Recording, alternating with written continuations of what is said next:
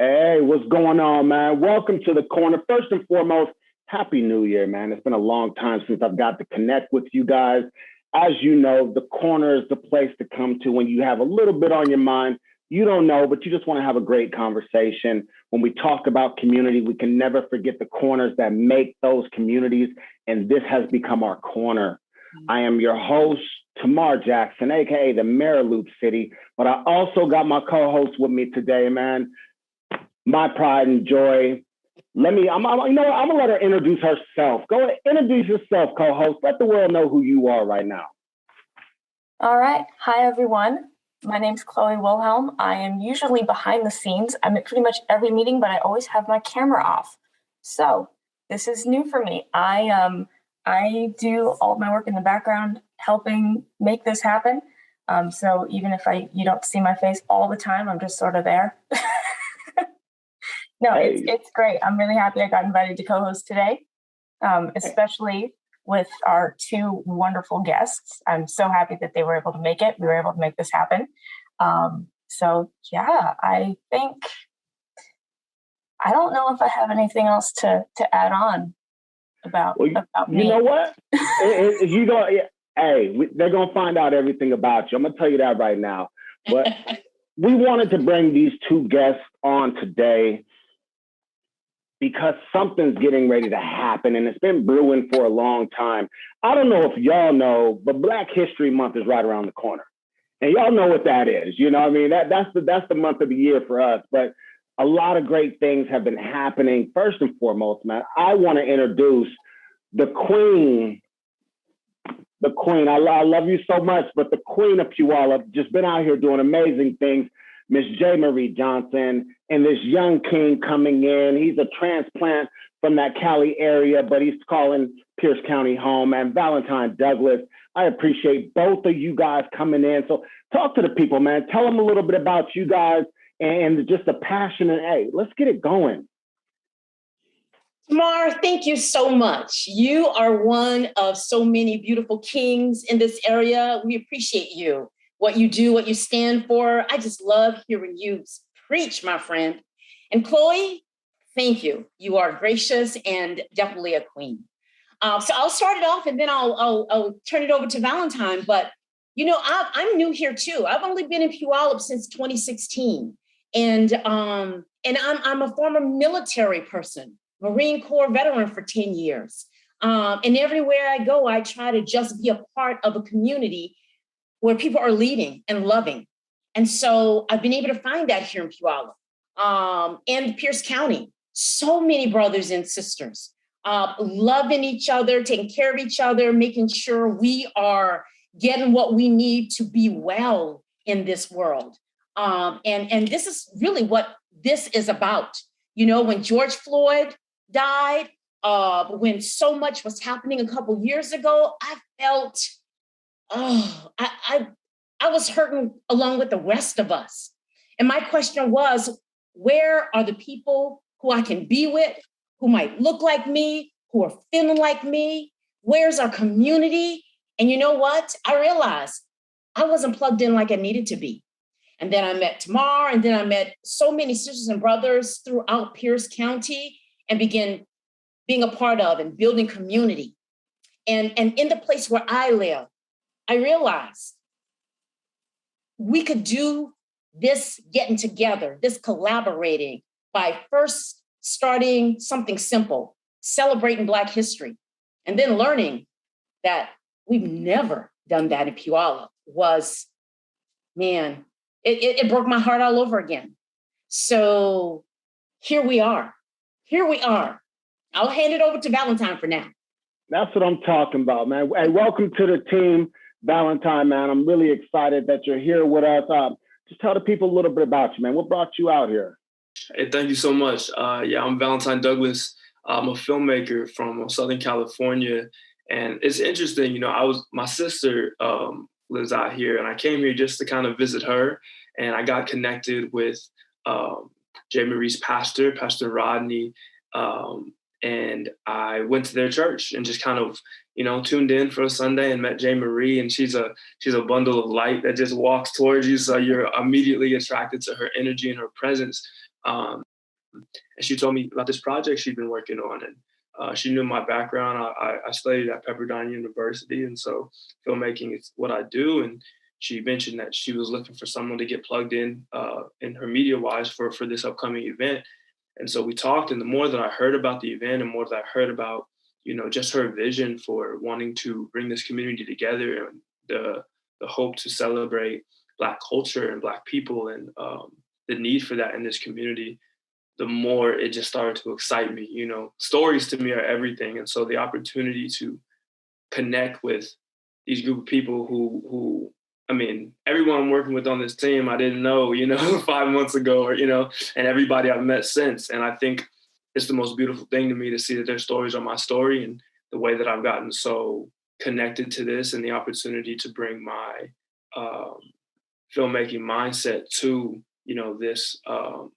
this team and bring these tools to this team to try to highlight these stories and to try to make it the best event possible has been an extreme pleasure. So I'm excited to be here. Welcome. We talk about what it looks like, especially when we're dealing with, the community, the BIPOC community, the Black community, things that we've gone through, for so long. And what it looks like to bring that and elevate that to a point that it's recognized. What did the team look like? What did it take to build this? And before you even go there, I'm sorry, y'all, because I'm going to spoil the news, okay? I'm going to spoil the news. We talking about Puyallup. And if you on this, you know Puyallup. I know Puyallup, you know Puyallup. History's in the making, you guys. History's in the making. February 1st, 2022, for the first time in history, Puyallup will be recognizing Black History Month officially. What did it take? And I'm gonna go back to the question now, but what did it take to make that happen, JMarie? I know your vision. We've talked about it, for a couple of years now when we first met and sat about this. This was your dream and your vision. So what did it take? What did that team look like? Tamar, you got to know how big of a part of that you have been. Your energy and what you're doing at the county and everywhere I look, there you are, bringing your power. You, my friend, are a part of it. I'm a PhD student. I am looking into transformative social change, but I'm focusing on communities that have been historically marginalized and unrepresented and underrepresented. And I'm looking at what it takes to bring them together. You know what? You talked about honesty. Let's be honest. Well, if I'm just looking at the Black community or the Asian community or Hispanic community or Native community, we're just looking at us. And we know that within us, it takes some stuff for us to be able to get together, get on the same page and share and learn to really see and value and love each other. When I first got here, I put together these lunches, invited people that I knew, Black folk. And every time they walked into the room, every one of them said, I cannot believe this many Black folk in one place at one time. I've never seen that ever in Puyallup. That hurt my heart because I was like, who's complicit in that? It's just not them. It's us too. And so you ask, what does it take? It takes, and you know this, it takes being bold. It takes being courageous. For me, it takes being scared and doing it anyway. And I want to share with you the names of the people who are in this project, the creators. I got John Armstrong. He's a guerrilla marketer who, and he knows I'm going to tell his story, but he's a former foster kid. And he is now an amazing person who is working our photography. You got Daryl Kane, the president of Pierce College. You got Dr. John Castile, who is the only Black professional out there in Tacoma doing behavioral health. He's been living in Puyallup like 40 years. You got Jeff Dade, who you guys know is an amazing man doing awesome stuff on Hilltop. You got Colette DeMonte. She's our social media person. You got Valentine, who you met. Kenya Lowell, she's a Black architect, award-winning. You know, we have got amazing folk. We've got Dr. Lyle Kwasim, that amazing statesman who used to be a Black Panther, you know, but we've got our allies here. We've got Linda Sorella. She's a white lady who is an ally, who's got a heart for what's going on, who's being changed and learning what it takes to really do business for us in the places where she is. You got the amazing Shelley Willis. This is one of our founding people who were with us putting this thing together. Sean Willis, her husband, a historian, Dr. Sean Willis. You got Debbie Yoder, who, you know, she used to work with World Vision, and she is helping to put together this event. Again, another ally. And she doesn't look like me, but oh my gosh, it's about heart and soul, right? That's what it's about. That's what it takes. Multi-sector, multicultural, people who just care. And I'm gonna tell you this, I have been working a long time doing this work. And I'm like you, I'm done with dealing with people who are not about it. They can talk, but you know what I'm not gonna do? I'm not gonna stop the amazing work that we're doing to try to bring them along.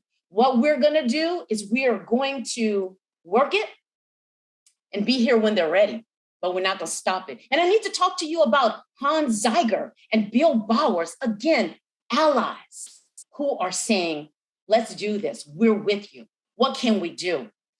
That's what it takes tomorrow. You know what? I just gotta see heart. And if your heart is with us, we're doing this. Valentine, you got anything to add to that? No, I think you laid it down. That's perfect.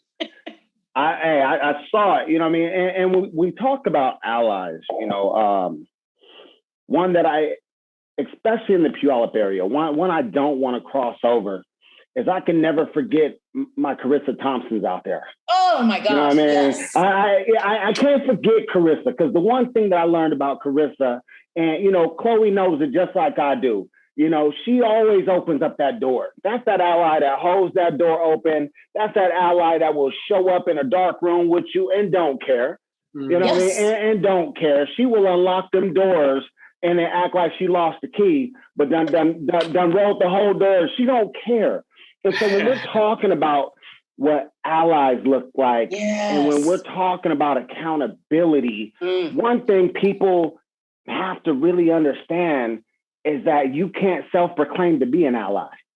You have to be invited to be an ally, to be acknowledged by that. Because what I'm learning in the work that we're doing now is some people aren't conditioned for this work. You know what I mean? And I want to bring this up and leading into Valentine, what did it feel like? So, you know, when we talk about some people aren't conditioned for this work, what I mean by that are ones that want to be allies, but are not conditioned to take the punches that come with supporting the Black and BIPOC community. The ones that have to sit and understand this is going to hurt. I always say, you know, that it's hard work, so it's hard work, so it's got to be smart work. You being a young king coming from California, Pepperdine, you know, we know the demographics there. What did it take for you to really just speak your truth and know that you were never wrong for being a young Black man after an education and just going to a highly accredited school? What did it take for that? Yeah, you know, it's interesting. I think when you talk about learning that not everybody's, you know, fit for the work, I think it's a time thing. You know what I mean? And I think it took a minute for me to kind of be able to walk into that, and still I'm learning about it. But I think it's a matter of, I think when I first kind of got into, you know, this work, especially, you know, in California, you know, that school in Malibu, and, you know, we had certain things happen on campus. I think there was a certain frustration around, like, how are y'all not getting this? You know what I'm saying? And trying to navigate so others can understand, you know what I mean, what the necessity, especially not non-Black folk, you know what I mean, of this work. Especially being someone who's full of empathy, or someone who wants community, true community with all people. There's this desire to be like, can y'all get this? Can you come aboard? You know what I'm saying? You're trying to speak your truth while also trying to account for, others people's lack of ability to understand your truth. You know what I mean? And that's a tough thing to be doing. And I think the more that I learned, the more that I experienced things, the more that I had experiences, I was learning that, like JMarie was mentioning, that I love what she said about, we're not stopping, but we're here for you when you want ready to come aboard. I think that's a really important thing to state. And that's something that I had to learn, is that everybody's processing, how to deal with internalized racism, systematic racism, and the way that they have been in relationship with it their entire life. Everybody's processing that internally, and then there's effects of it externally, right? And so when you say you have to be invited to be an ally, it's so interesting to me. I've never actually heard that, but I love it because there is a level of, there has to be a clear understanding that aboard the ship, you've done the internal work, you know what I mean? And you're continually doing the internal work to be able to stop, to not get in the way of the direction the ship is going. And I think that's super important. I think I didn't quite understand that, is that, before I would end up stopping the ship to try to get people to go. And now I think when it comes to boldly speaking your truth, you got to just let your ship go in the direction that your ship is going, because you have enough obstacles to face just by boldly speaking your truth. And I think it's not about looking for collision with folks. I think it's about boldly going in the direction you're going. And any collision that comes with that is the collision that comes with that. You know what I mean? And I think sometimes somebody who you collided with at one section, might be somebody who becomes an ally later. But I can't try to force that change on anybody. I think it's about boldly speaking what you know to be true, or even what you believe to be true, and allowing people to do the same, and eventually hoping that truth and justice stands the tallest at the end of the day, if that makes sense. I love that. Chloe, what you got going on, Chloe? I see you over there. Sometimes, it's okay to sit and take in them lessons, but hey, go ahead and give them too. What's going on with you right now in this conversation? Oh gosh, well, I'm just listening to all of this greatness just coming at me. So I'm doing good. I think that, yeah, especially with allyship, it's, at least how I look at it, it's not a title you give yourself, it's a title you have to earn.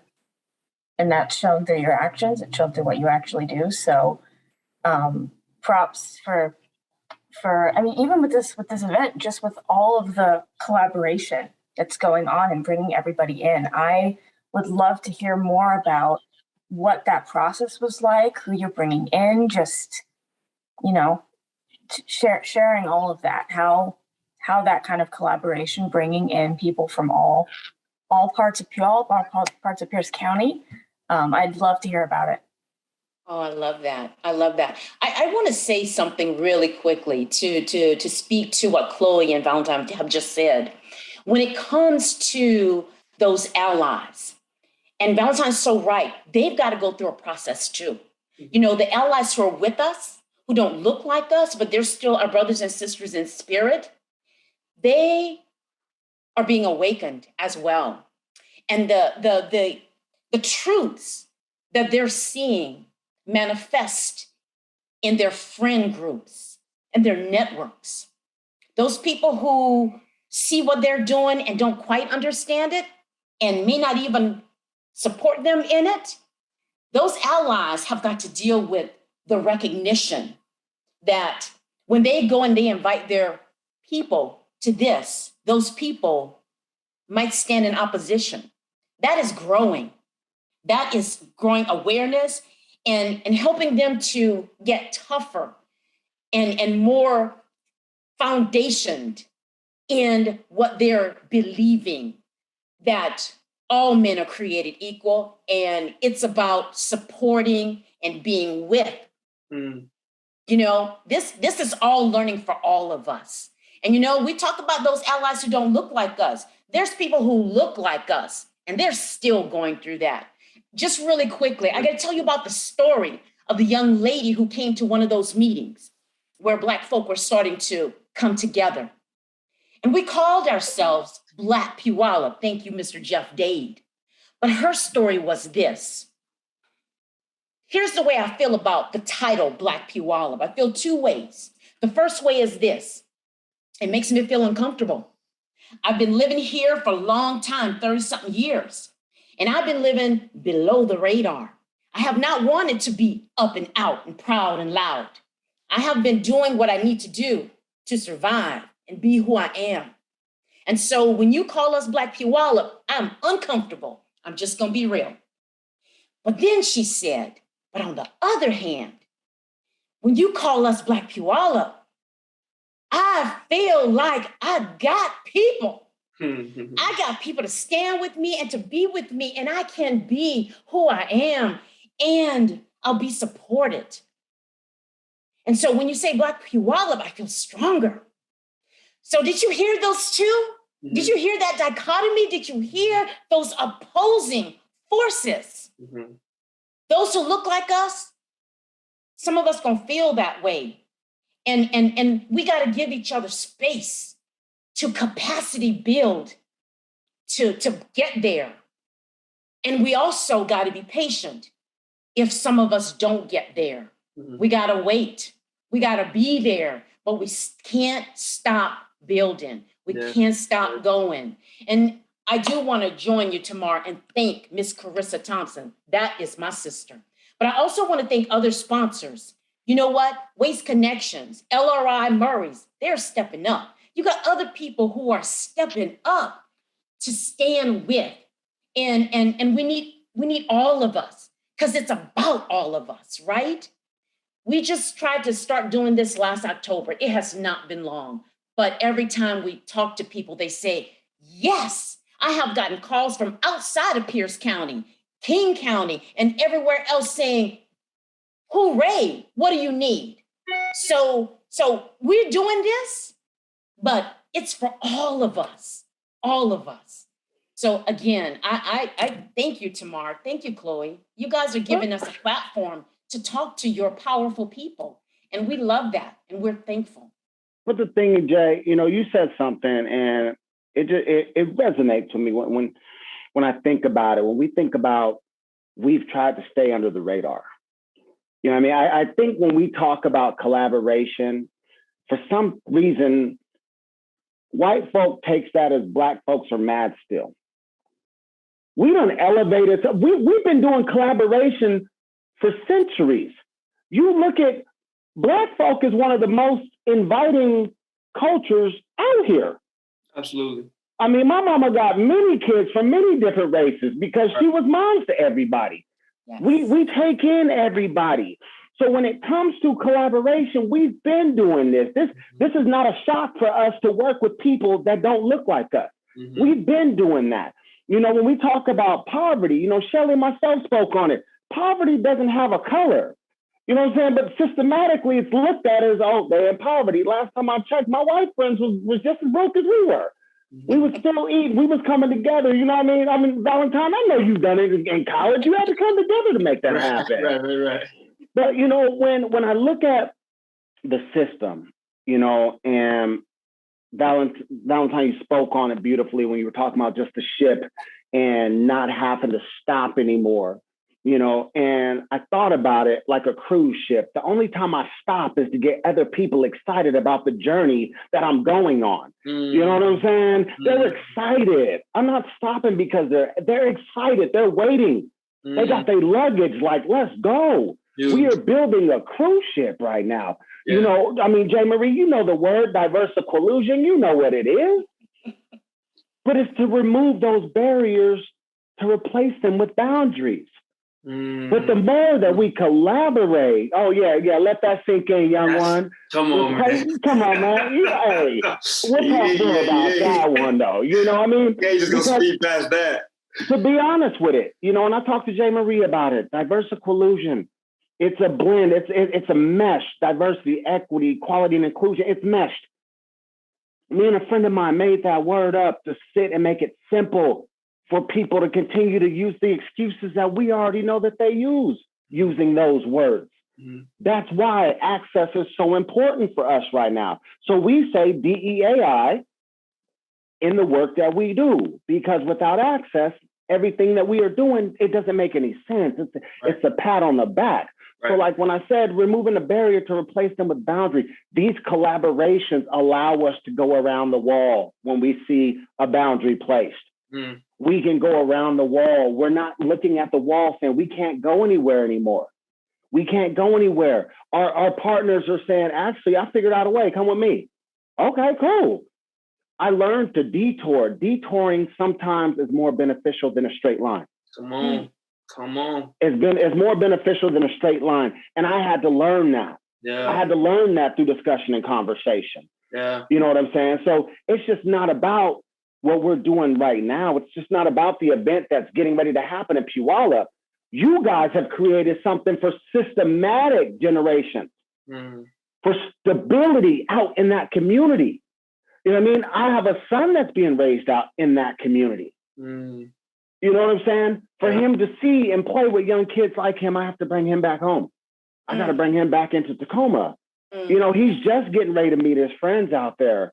But it sucks when you have, you have little brown boys, little light-skinned kids that all of a sudden they're brothers because they look like each other. Yeah. Because you have certain people, oh, you guys related. Yeah, we both Black. We generationally related. We know that. We all related by one point or another. But we're really starting to bring those friends in. We're really starting to bring those businesses in because I do believe businesses, they want to be down with this now. Yeah. You know, businesses are seeing these things now. They're raising themselves up different. You know, being young, Valentine, and seeing, over the last couple of years what has happened, watching men, left and right, being killed, being murdered, being arrested, just to be honest, just being disrespected. What does that look like for a young Black man, that fits, the stereotype of, oh, he's an educated Black man, makes him different. What does that feel like to you? What does that struggle look like, to sit and to help people understand that I'm educated in ways that you wouldn't even understand that I'm educated in. And I still have to deal, because what people don't understand is you still wake up Black. Yeah. As educated as you are, you still wake up as a Black man. Yeah. Yeah. And it's a privilege. You know what I mean? I think it's interesting. That I think that's a dissociation that gets placed on us, or that's a difference that gets placed on it. Maybe dissociation is the wrong word, but I think you're the same. You know what I mean? I am every one of my brothers, and I didn't grow up in any type of. I grew up middle class. I grew up in a predominantly white neighborhood. I didn't grow up in any type of, hood or anything like that. And they are me, and I am them. But my parents came out of, South Central LA, and I know if they had to make a couple of decisions, I would be in the same situation. You get what I'm saying? And so to me, it's really there was no difference. And I think seeing I've had these same experiences that I'm sure you have, and I'm sure many Black men had across the country, in the nation, being pulled over by police. I've gone for runs in Calabasas and had 8 cop cars stop around me because I fit a description that they messed with me, and then went away. My bad. You get what I'm saying? So there's no difference. I think the only thing that the blessing of my education allows me to do is thinking about how can I take these tools that I have and use them for the benefit of my people. You know what I mean? I think that's the number one thing that comes to my mind is, my schooling is in filmmaking and storytelling. How can I highlight the stories of Black folk? How can I follow leaders and people that inspire me in doing that, like Spike Lee? You know what I mean? How can I move in a direction like Ryan Coogler and kind of bring stories to the forefront that emphasize who I am, you know what I mean, who we are, and that empower us. I think that's what's most important to me. And also, how can those stories bring us together? You know what I'm saying? You look at something like Black Panther and see the ways in which just the imagination of Wakanda, you know what I mean? Just the imagination, right? Of this Black utopia brought this unity among Black people, this celebration. You know what I'm saying? We're itching for an opportunity to get closer and closer every day. And to me, the education just puts me in a position to say, how can I use my tools to move us collectively towards that? No, and I love that because, you really you highlighted something, that I think gets misconstrued. You lived in an upper class area. You were raised in a predominantly white area, but you still experience being Black. Absolutely. It don't, it's not like, I can pick you up and hide you over here. And because I put you behind, a brick wall, some mortar in a gated community, that you still ain't Black. You still that way. Right. No matter how much you were educated, you were still that way. We all go through these things. And I think that that's what gets lost sometimes is you wouldn't go through but you're not from I'm Black. I need you to understand that. That experience itself, the you wouldn't go through this. And those are, I mean, the level of microaggressions, the level of isolation, the level of having to, work with, especially as a young kid, do I conform? Why do I feel isolated? Why do I feel different? You know what I'm saying? There's all these questions and collisions you face with being Black in a predominantly white space that you wouldn't face being Black in a predominantly Black space or minority space. You get what I'm saying? So it's not really even a question of, now that we're in, you're not, in a, and you're not in South Central or not in a, low income spot, you're now in some type of, you're just in a different reality of being Black, and a different reality of facing the systemic racism. You know what I'm saying? It's not something you escape or you can get around. It's something you have to face and change. You know what I mean? So regardless of where you experience it, you're gonna experience it in unique ways. Does that make sense? No, absolutely, it makes ways. And with that being said, man, first of all, we need to get together anyways, JMarie. I need to rock with this young gun anyway. This young thing, I need to get with him. And John, yes. Oh yeah, no, we definitely got to get together. So we talked about February 1st, 2022. Big shout out to the chamber. Hey, Puyallup, I see you guys. I see that you listening, man. Big shout out to the chamber, what they're doing, the council out there. Big shout out. Salute to you guys for listening, hearing our voices. Let's talk about this event. I see that you have it Friday, February 25th, and it's a weekend event. Am I right? Is it the whole weekend? Is that what we doing? We partying for the weekend? Because I'm trying to hit the Cupid Shuffle if that's what we doing. Because hey, come on now.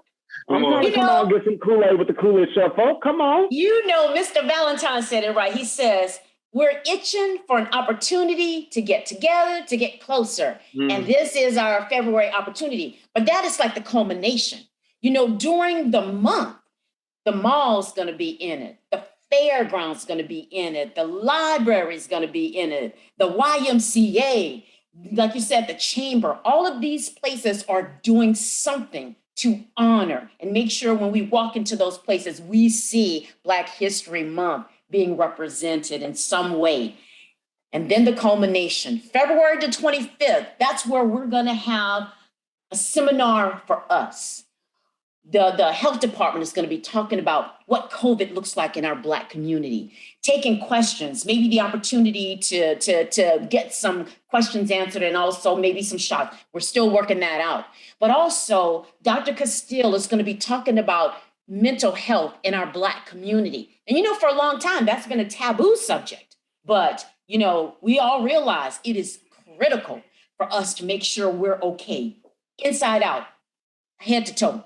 So he's going to be talking. So that's going to be a pre-seminar kind of thing. Our sponsors, Red Canoe and LRI and Waste Management, they're going to be talking too.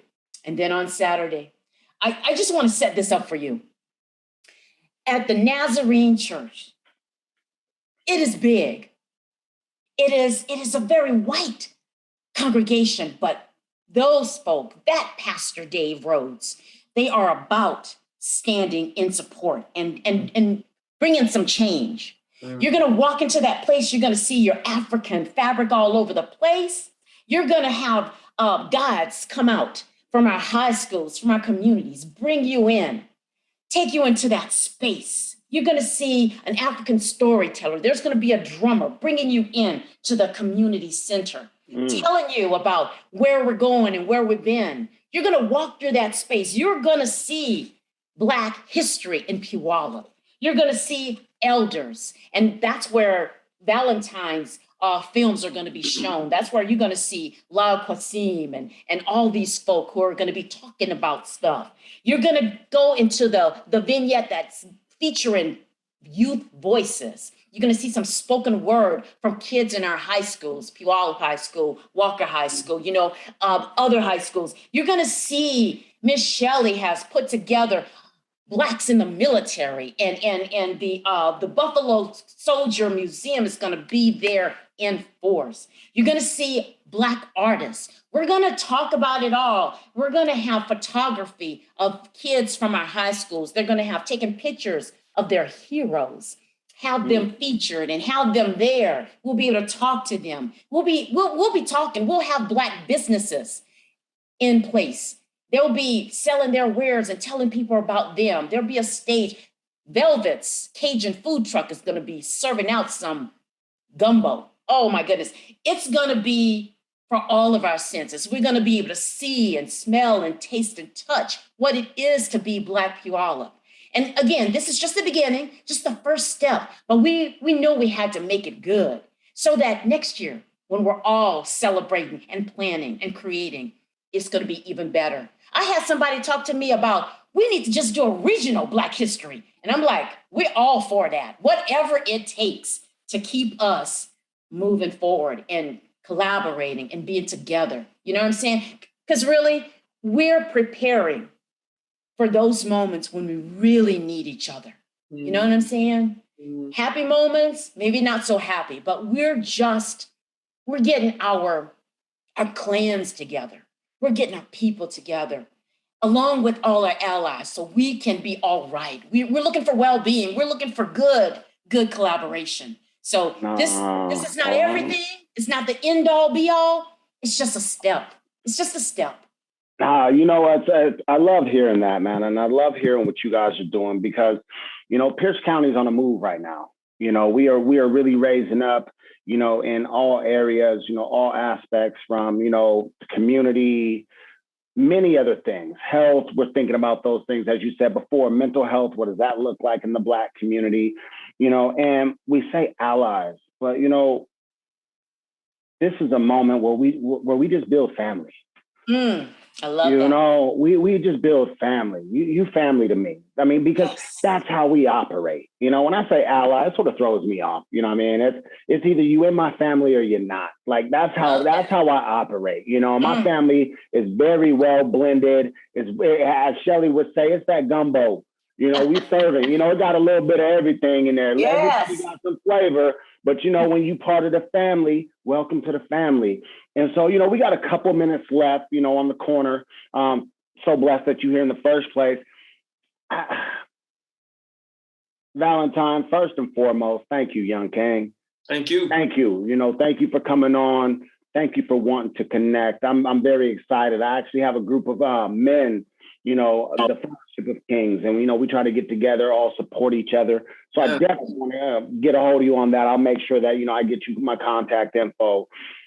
If you can leave the youth with something, as we're preparing for this event in Puyallup, and for what you've been able to see, how you feel about this event, if you were going to leave something for the youth of color out in that community, what's that message that you would give to them? What's that message of someone that is closer to them in age, but experiences the same thing that they've experienced?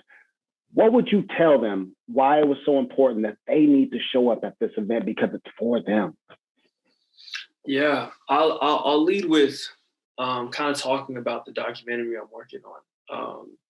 I got the opportunity to speak to some incredible people, Dr. Castile, Lal Qasim, two of them being, and I put them two out specifically because they're these older Black men, and in my life, I don't have a grandfather in my life or an active grandfather. And so speaking to them was so interesting to me because I'd never I guess I can't recall a time in which I had that long of an extensive, conversation, learning about the history and learning about their stories with this Black man who's 78 years old, And what it did for me is it gave me this perspective. It gave me so much perspective. One being, it was like, wow, I have so much time, to see all the different lives that they had lived and all the different experiences they had done, and see they're still doing the work and see their success and see their joy and see that they understood where I was coming from as a Black man. I just was like, wow, there's so much I can do. And it gave me so much peace. Right. And then on another hand, I was inspired, to continually do the work that I've seen they've been doing for, years before I was even in this world, And so I think that when you come to an event like this and you see your people and you see stories of people before you and stories of people in your community, I think it empowers you to do as what we were just saying, boldly being yourself, boldly proclaiming who you are, boldly proclaiming what's possible, for your future. And I think it's essential to have a community around you that empowers you to do that, And I think this event for this community is an incredible landmark for empowerment, an incredible landmark to say, I see you and I see where we're going and where we can go together. And so I think as a young people who are empowered by what's going on in this nation right now and who are looking to figure out how can we use our skills and talents to bring us together, I think looking to those who came before us and looking to those who are around us to empower us to move forward is the first step. So I think it's critical, and I think it's going to be incredibly beautiful and beneficial for everyone. Man, I love to hear it. Thank you for the message. Chloe, we getting ready to wrap things up. I need your follow-up. I need your thoughts. What's your thought of the day? How are we going to end them with the thought of the day on the corner? Oh gosh, let's see. Thought of the day. Can I steal something that I've heard you say? Is that okay? Because that's what I'm thinking. I'm a trendsetter. There's no with us without us. That's my thought of the day. There we go. Big shout out to my man Jamad. I stole it from him, so we can definitely steal things from people. That's what we do. If it sounds good and it make you feel good, do good. And it's been such an honor being with you guys on the corner, man. Thank you for coming out. Like I said, the corner is about community. The corner is about allowing you guys to have a voice and push it out there to the rest of this community. We had to rebuild a community to rebuild our community. And that's what really just brought us together. So when we talk about the work that we do, when we talk about the family that we build in, when we talk about Pierce County and how we make them sustainable and make it sustainable generationally, not just today, not just tomorrow, not just next year, it has to be together. It has to be authentic. It has to be true self. We have to be okay with the struggle. Other members of our family that don't look like us, they have to be okay with that falling, just trusting we are going to pick them up. You're not always going to get a high five or a pat on the back. You may not even get acknowledgement, but just know that you're doing what we're asking you to do, and that's just being a good human being. That's all we're asking you to do. For this year, it's about good humanity. And we're going to start that in February. We're going to start it in Puyallup. Man, February 25th and 26th. Find out about it. We will have information on all of our platforms. Come show some love. I know that we sit and talk about family, but understand this is for all of our family. We say Black History Month, but it's about all of us. So come out, be educated, come enjoy some good gumbo, come get some good music, come get that good feeling. And like always, man, when you talk about community, don't forget the corner that keeps them together. This is our corner. We'll see you guys next time. Valentine, JMarie, thank you guys so much. Chloe, thank you, my co-host. We'll see y'all again soon, man. Salute. We'll talk to y'all in a bit.